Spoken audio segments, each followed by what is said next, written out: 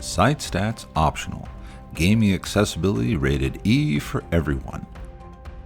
Speakers: Jesse Anderson, Accessibility Advocate; Ross Miner, Accessibility Consultant; Jenna, aka Janissary, Media Producer, Descriptive Video Works; Moderator: James Rath, Accessibility Digital Creator. Thank you, Corey. I appreciate that. And let's talk about gaming accessibility. For those who are blind and low vision, I myself was born legally blind, and gaming has been a passion of mine since I was young, but not every game has worked for me. And luckily, that list has only been expanding in recent years. So I'm going to talk to three amazing panelists today about what it's like gaming, and some here who are blind, while others are helping to contribute to making games more accessible for those of us who are blind, low vision. So I want to start off by introducing Jenna. Jenna, go ahead and just talk a little bit about what you do, who you are. Yeah, thanks so much, James. My name's Jenna. I work for Descriptive Video Works. I'm a producer and I work primarily on our gaming content. So there have been a handful of AAA games that have released in the past few years with professional audio description, and we've done all of them. So it's been a joy and an honor. And sometimes I have to pinch myself and wonder, am I really getting paid to do this? Because it is quite literally my dream job. And we've gotten to work with a variety of wonderful consultants, including Ross, if you'd like to introduce yourself. Gas me up. Yeah. My name is Ross Miner. I am totally blind and I am an accessibility professional and consultant. I primarily specialize in video game accessibility, so I work with a lot of different studios to lead workshops on game accessibility or help design accessibility features. Some of the games I've worked on include Sea of Thieves or As Dusk Falls. And on the side, I am an audio description narrator. And so I actually do a lot of work with Descriptive Video Works as well. One day, hopefully I get to describe a video game because more and more keep coming out with audio descriptions. And yeah, DVW has pretty much been behind all that. Oh, and I guess I should say I'm a YouTube creator and Twitch streamer. I Minor make video. details. Yeah, minor details. Minor. No, but I make videos about game accessibility on Twitch and YouTube to basically not only educate sighted people about game accessibility, but to educate blind people like, hey, you can play video games too. Fantastic. And Jesse, please take it away. Thank you. Yeah, my name is Jesse Anderson, and I am legally blind, aka illegally sighted. And I do have some usable vision, but I use a combination of magnification and text-to-speech for a lot of the computing stuff that I do. By day, I work as an assistive technology specialist for the state of Minnesota, primarily working with transition age students, so high school, early college, that kind of a thing. Outside of my day job, I also work as as a game technology and XR accessibility advocate and consultant. And XR is kind of a term for virtual and augmented reality. So I've dabbled in some of that too. I've ran the Illegally Sighted YouTube channel for the past 10 plus years. And I also, like I said, have worked with AAA, indie, and app developers to make their games and apps more accessible to people with disabilities, focusing more on blind and visually impaired gamers. Awesome. Thank you so much.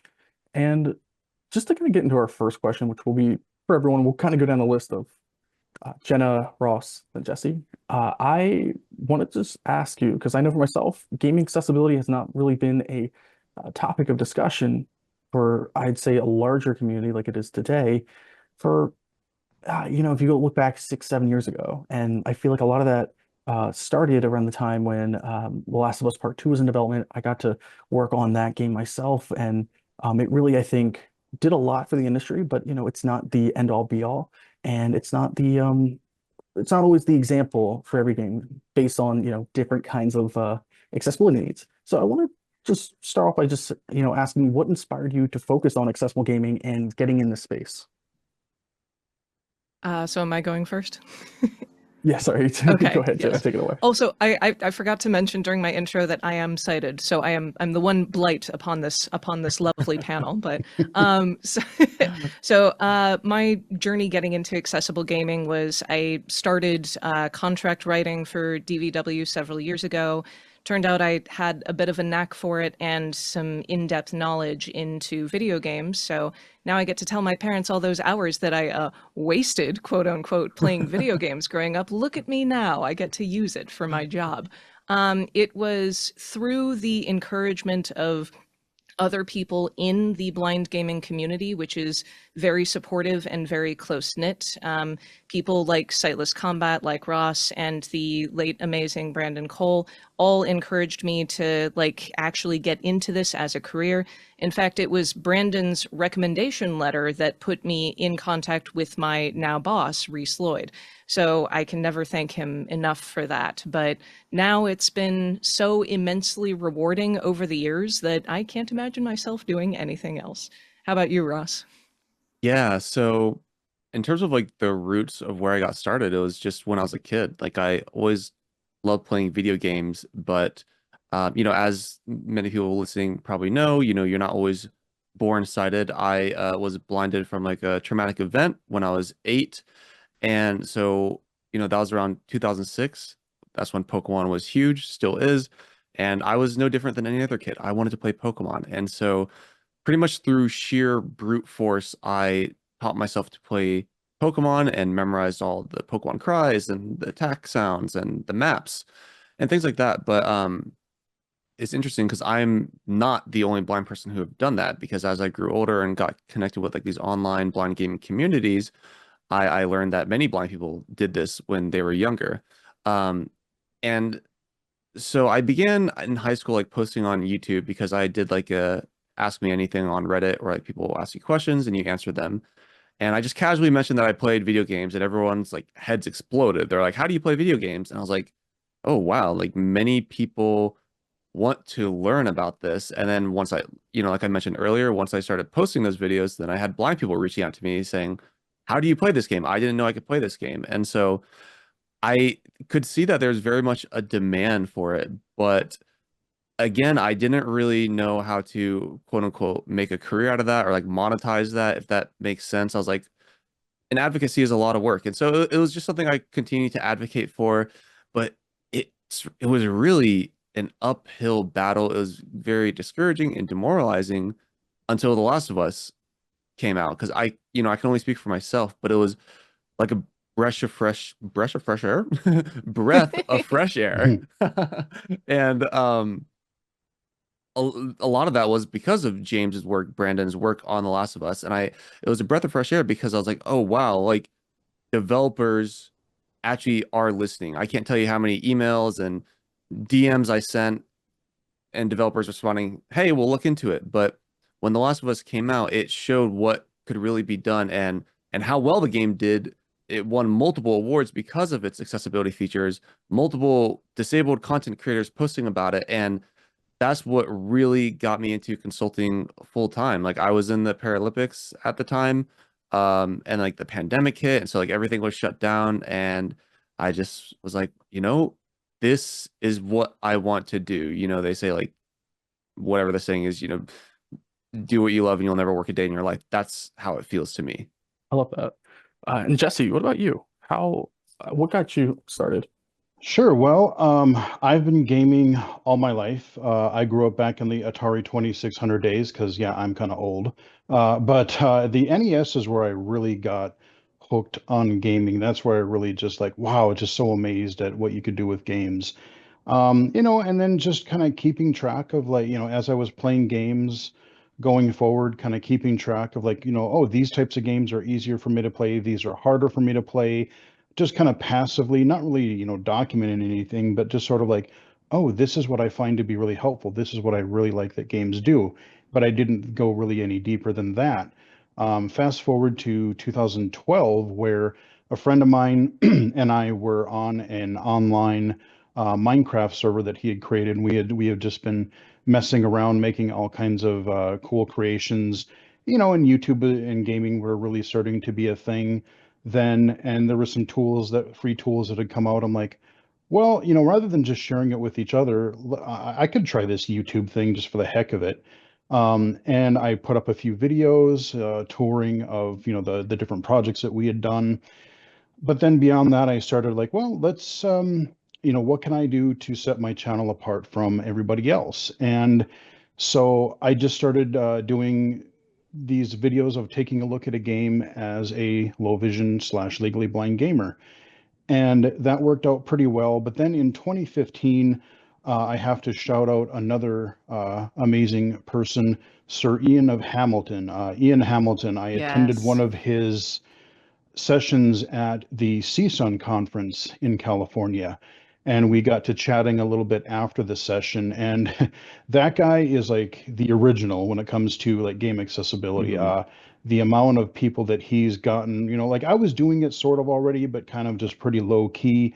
But he gave me some ideas, got me some connections, and I just really kind of ramped things up to a whole different level after that. And so that's where I really started taking the video's accessibility more seriously.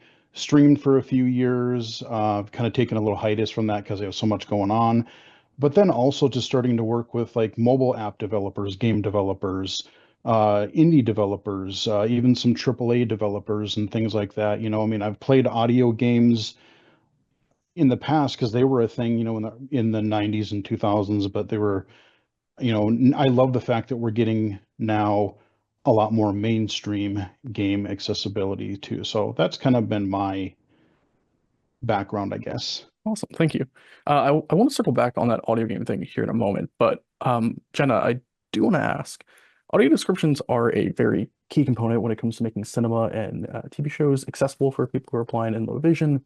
But could you talk about how this is coming into the gaming space? Because when I was working on Spider-Man 2, and they told me audio descriptions were on the radar, and then I actually got to like listen to it and play it and play test it with that, it made a Oh world my of difference gosh. for me. Can you talk Mhm. about, from your perspective, some of these successful projects you've got to work on with that? Yeah, for sure. So like you said, audio description has been pretty well established in TV and film, but in video games, there's always going to be new stuff and new rules that we need to think through. So for those who are unfamiliar with the structure of video games, usually what happens is it will be interspersing gameplay with what are called cinematics. Gameplay is where you are in control and you got to do something to progress. Cinematics are where you have succeeded or failed, and the game is sort of showing you like a little mini movie of what comes next. And for the most part, the games that we have worked on, we got to audio describe the cinematics. So those crucial story beats where you wouldn't really be able to follow along with what was going on without those cinematics. So you, of course, mentioned Spider-Man 2, which I think is the longest, like the most amount of cutscenes that we've ever worked on in a game in, I think it's 6 or 7 different languages as well. That was Wow. probably the most extensive scope that we've gotten to work on yet, but most recently we also had Star Wars Outlaws release with audio description, first Ubisoft game, first Star Wars game, and we had the Chaos Reigns expansion for Mortal Kombat 1, which is also fully blind accessible, and all of the story and the fatalities and super moves are all audio described.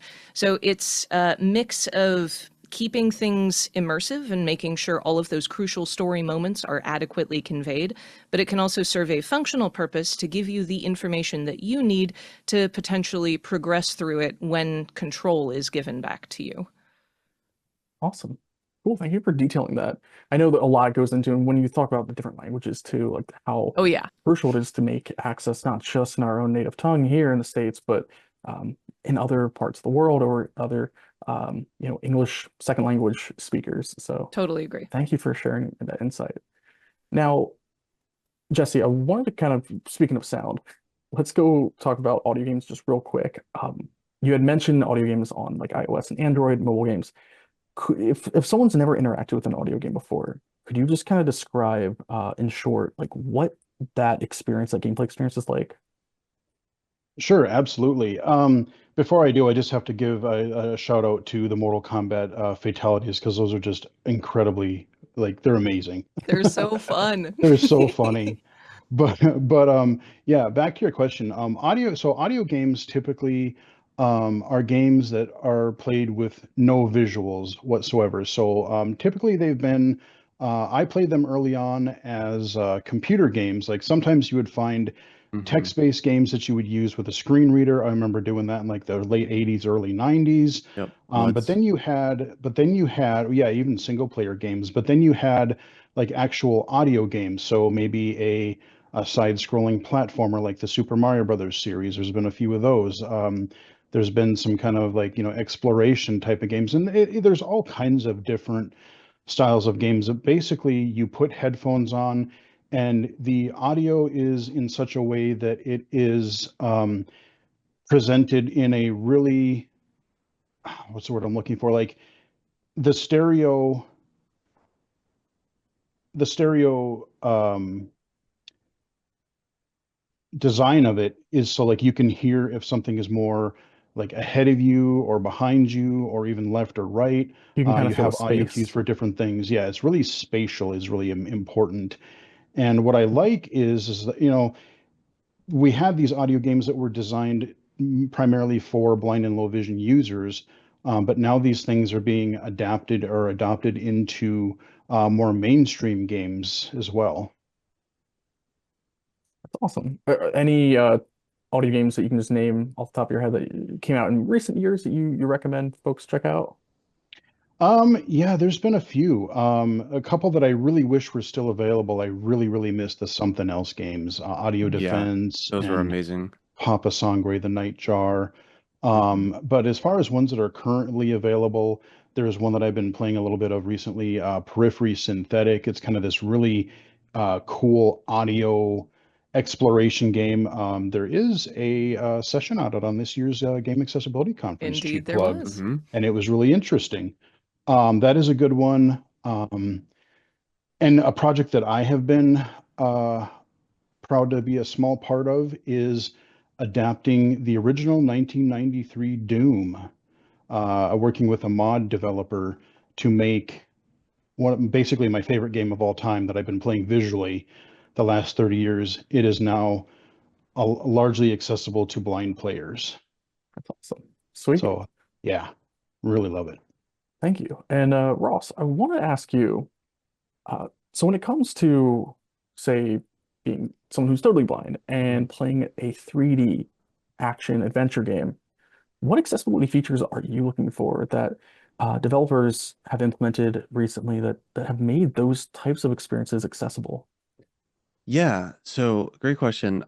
Outside of that specific genre, I always tell people to like not overcomplicate things and like what specific accessibility features your game needs for blind people. I always tell them that there are typically three things you should always start with to make a game accessible, and that is screen readers, navigation assistance, and audio cues for when certain events happen in the game.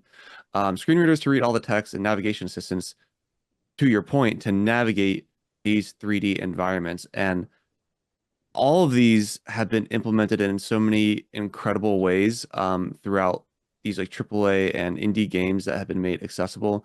So for navigation assistance, for example, we've seen some great things done, starting with The Last of Us 2, of course. That game can be completed from beginning to end by a totally blind person without any help. And the game just does a great job of keeping you on that golden path, so to say. So you're always going in the right direction. However, there are some like caveats to this in that you don't have a ton of agency when doing it. Um, but we've seen improvements upon that. So in Spider-Man 2, um, it kind of works the same, it points you in the direction of where you need to go. But since it has open world elements, you can select a position on the map where you want to go, and then it will start guiding you toward that. Because The Last of Us is a much more linear game. Um, and so Spider-Man did that really, really well. And then it also implemented like this point of interest indicator where it plays a sound and it'll like click faster. It'll click faster the closer you get to it. It will sound muffled if there's like a physical obstacle in the way, etc. Like it's really, really advanced. And so I think the next big step is to make a truly open world game blind accessible, and that's something I'm really passionate about and want to work on. Because I mean, there are so many different games you could do. Like I've always wanted to play Skyrim, and like I'm not saying that Skyrim's going to come out and have navigation assistance, but just a fantasy game of that caliber I've always wanted to play. But then we've seen great advancements in screen reader technology as well. Diablo has an amazing screen reader. Forza Motorsport has amazing screen reader where you can both these games, you can adjust about or adjust the speed, the voice you're using, the pitch, and more. And then I also quickly want to give a shout out to Diablo's navigation assistance feature, which came out about a month ago, where now there's navigation assistance across the open overworld map, which again is like open world. This one, I don't want to say it's like easier to implement, but it's like a top-down view of your character, so you don't have this changing camera perspective, but still just a feat of engineering. And so more and more open world games, like we're getting there. It's not fully open world, but we're taking really big steps in just a few short years that navigation assistance has come mainstream. So it's really exciting. And with that said, what have you seen is like the most effective communication channel for community feedback to developers? Yeah. So it's so difficult because a while ago I probably would have said social media, but social media is in a really awkward place for blind gamers right now.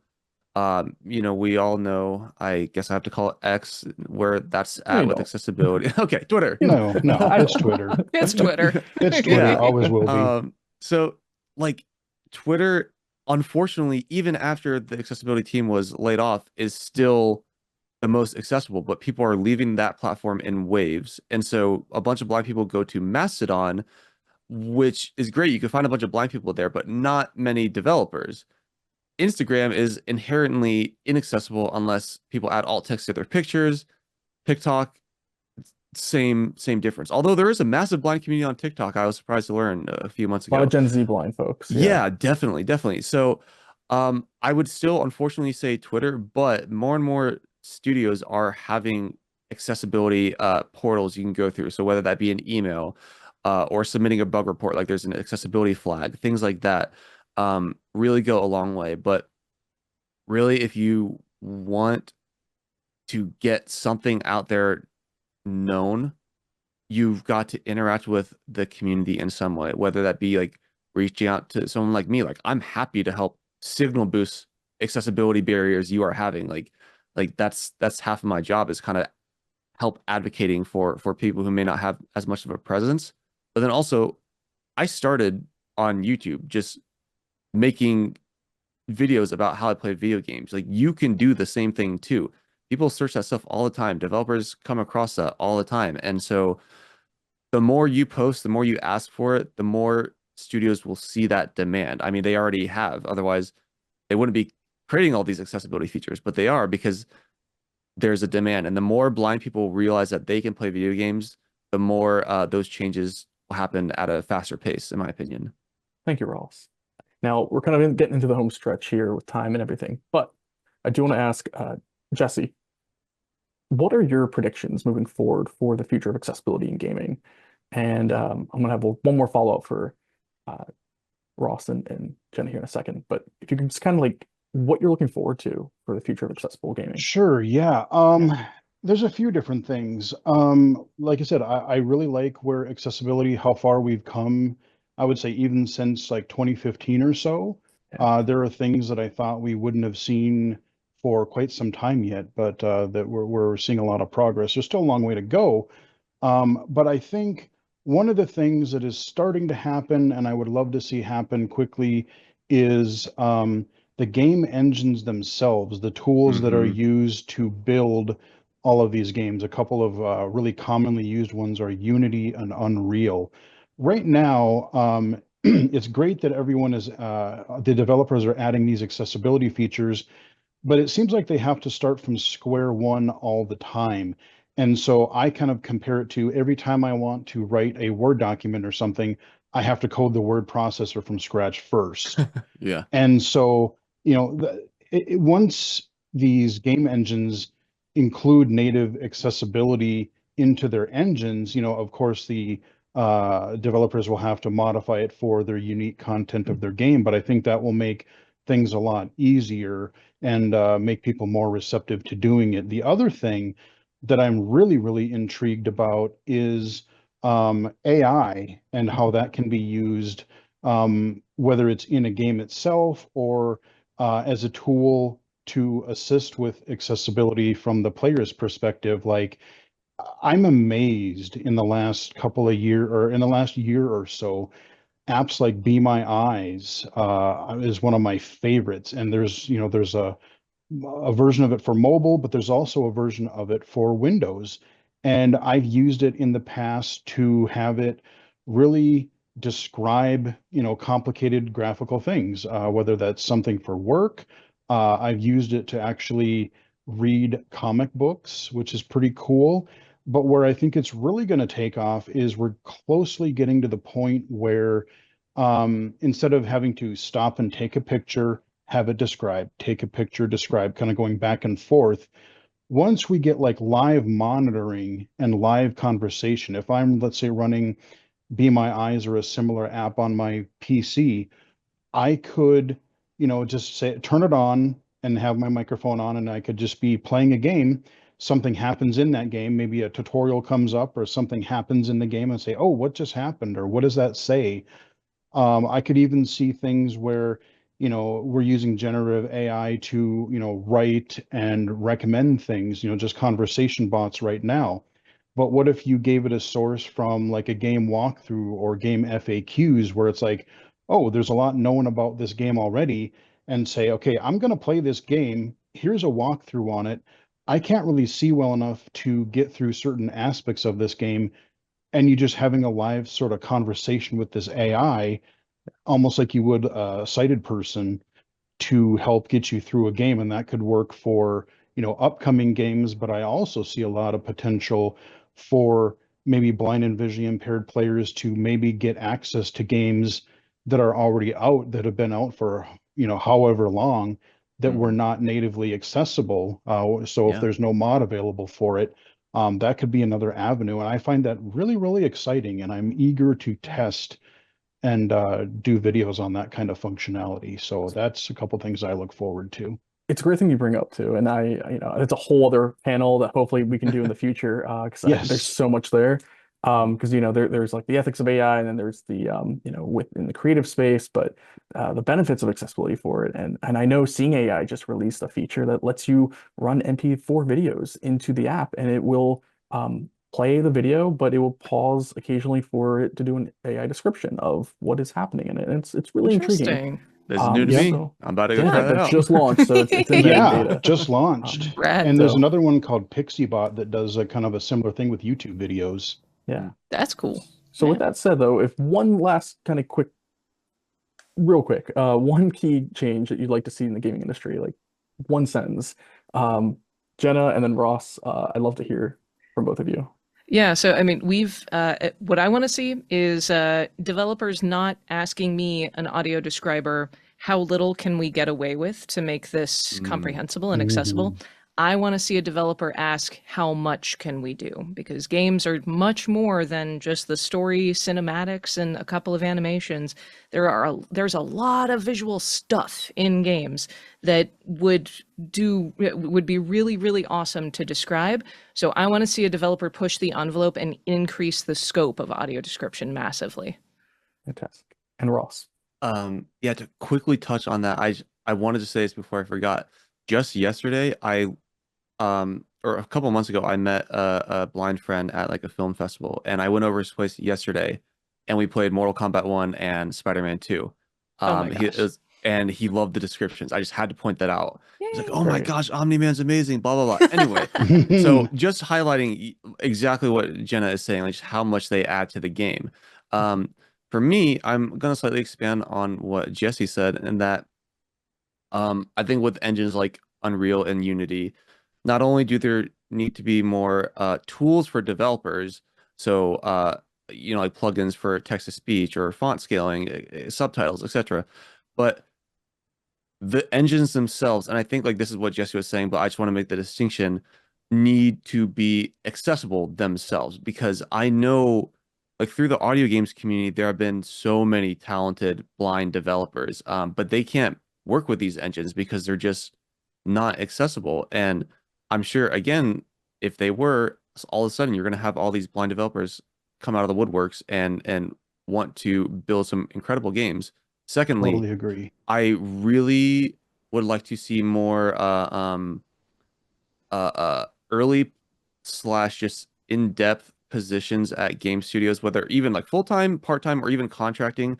I really want disabled people to be involved even sooner on a deeper level. So what I mean by this is, like, a lot of the times consulting consists of like workshops and panels, and those are like really great for educating and sharing experiences. But I think more disabled consultants like myself and others need to help design and test these prototypes, as opposed to like saying what you want and then having developers like create it and then show you the end product. They definitely got your feedback, but having to kind of like tweak these details as they're being created, I think can result in like a great product. And to an extent, like, many games have already done that, like The Last of Us. I feel that was the case. Yeah, But definitely. other times, not so much. Mhm. Yeah. Ross, thank you so much. Sorry to cut it short. We are literally, there's so much more we could say on this whole topic, and hopefully there will be so many more discussions, and hopefully, SciTech Global will continue to have a category of panels with this in the future. And Yes, again, we just want to please. say thank you to Yeah. our great panelists, Jenna, Jesse, and Ross, for all the great insight. And let's keep the conversation going beyond this conference. And thank you, James, Yeah. for being such a Appreciate it. wonderful Yeah, moderator. thank you, everybody. And thank Thank you you. for the conference for inviting us. Yeah. All right. All right, we'll pass it back. Thank you.